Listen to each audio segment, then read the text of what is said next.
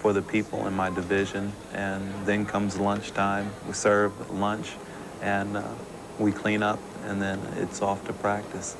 And at practice, I get here, get taped, go right out on the football field, and play for about 2.5 hours, and then come right into this classroom and sit down with Coach Wilsey and look at films of the upcoming opponent and study the game plan.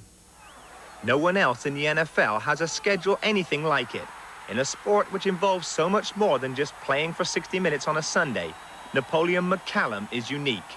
At the Naval Academy, he became college football's record holder for all-purpose yards, more than 7,000 in 4 full seasons. And it was typical of their crafty, calculating owner, Al Davis, that it should be the Raiders who drafted him, despite all the difficulties involved. When you look at a food service officer, and then you look at the LA Raiders running back, they're 2 entirely different jobs. It's almost like Clark Kent from Superman. That's true. I've got to do a quick change to be a Raider here. And it's a lot of hard work, and it takes up a lot of time, but it's something that I want to do, and the game is just a fun game to play. What would happen if your ship, the USS Peleliu, went to sea?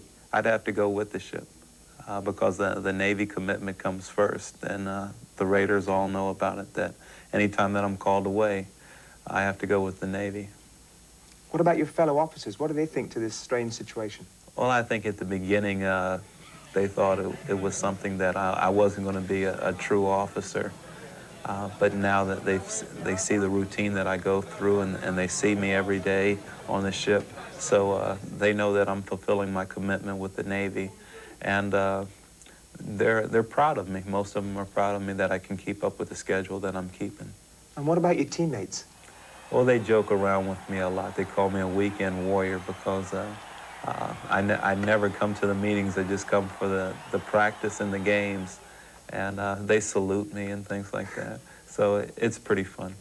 How difficult is it for you as a coach to adapt to his very busy schedule? Well, it's tough on us because we have to work around his schedule, and our coaches have to meet with him, and he has to catch up as the week progresses, and as we near game time, he has to catch up on some of the things that he has missed by not being here for the morning meetings and some of the walkthroughs where we're walking through new plays and looking at film on our next opponent. He has to catch up on all that and do it in a limited amount of time, so it makes it tough on both sides. It's getting fatiguing. Both jobs is a lot of wear and tear on the body because you're up all the time. Even though in the Navy I'm not doing a lot of physical work, you know, you're still up, you're still thinking, and then you come here and you're thinking and you're working, and it's a big mental strain.